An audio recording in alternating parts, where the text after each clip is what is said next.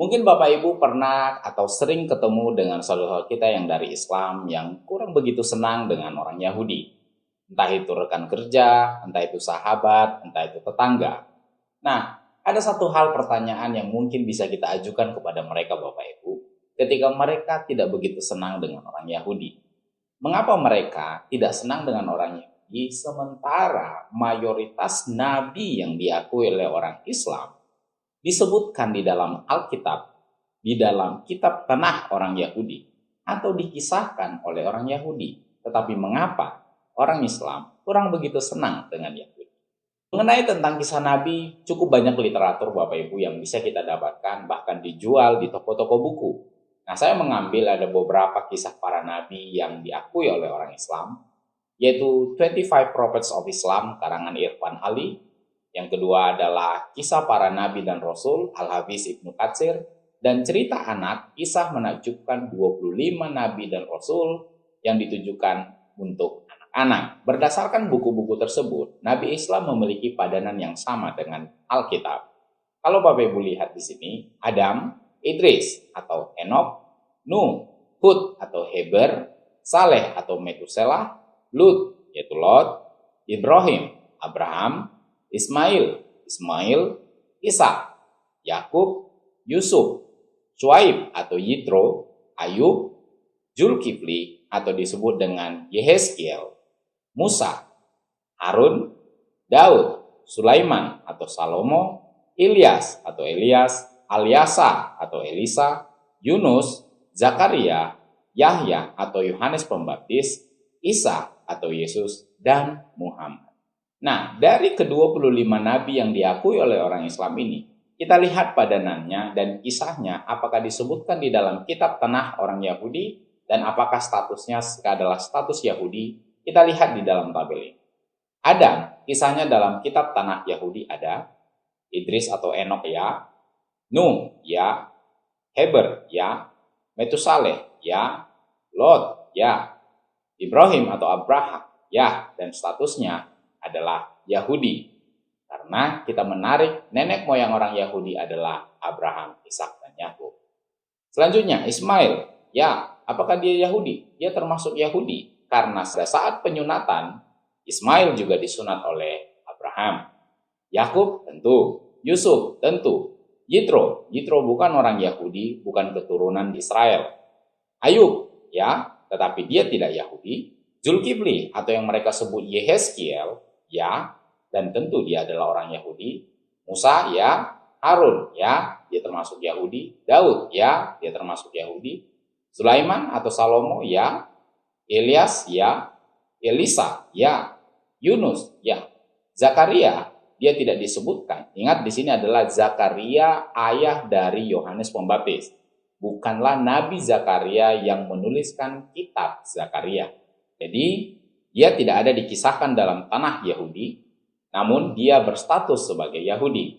Yohanes Pembaptis, ya, dia dikisahkan di dalam kitab tanah orang Yahudi bahwa dialah yang mempersiapkan jalan bagi kedatangan Mesias. Dinubuatkan dalam kitab tanah dan statusnya tentu saja dia orang Yahudi. Yesus, ya, dan Muhammad, dia tidak dikisahkan dalam kitab tanah Yahudi dan statusnya tidak orang Yahudi.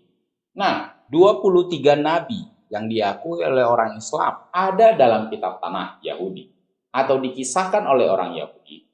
Nah, selanjutnya dari 25 nabi Islam yang kita lihat tadi pada tabel, 16 orang adalah orang Yahudi. Dengan kata lain, 64% nabi yang diakui oleh orang Islam adalah orang Yahudi. Bahkan ada beberapa nabi Islam yang hanya namanya saja disebutkan dalam Al-Quran, tetapi kisahnya tidak ada. Misalnya, Zulkifli. Detailnya, bagaimana kisah Zulkifli, itu tidak disebutkan di dalam Al-Quran.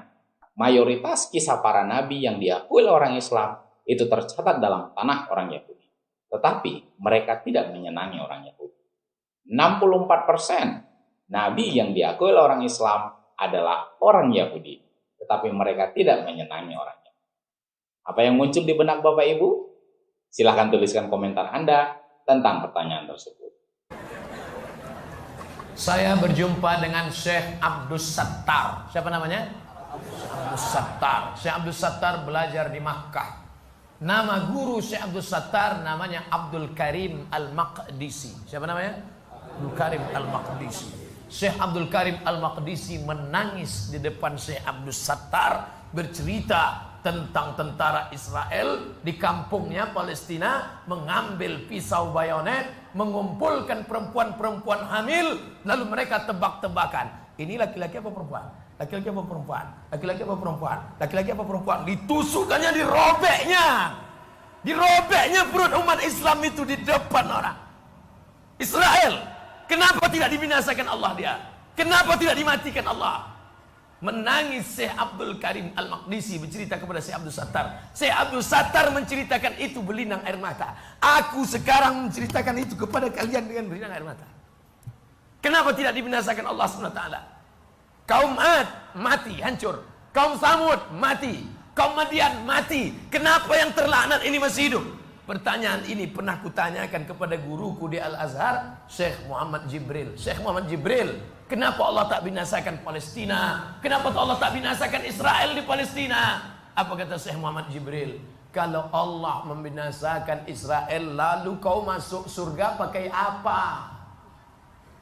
Allah biarkan mereka hidup supaya kau berjihad di jalan Allah. Tapi bukan berarti selesai acara ini kau beli tiket ke Palestina. Belajar engkau serius sampai doktor, sampai profesor, lalu dengan uangmu, dengan hartamu, dengan ilmumu, kau akan menolong saudaramu di Palestina. Berjuang engkau jadi anggota legislatif sampai DPR RI. Bayangkan kalau kalian yang menjadi anggota dewan, kalian bisa mendukung pemerintah untuk menolong permasalahan Palestina. Bisa kalian menerima, bisa memberikan bantuan. Betul?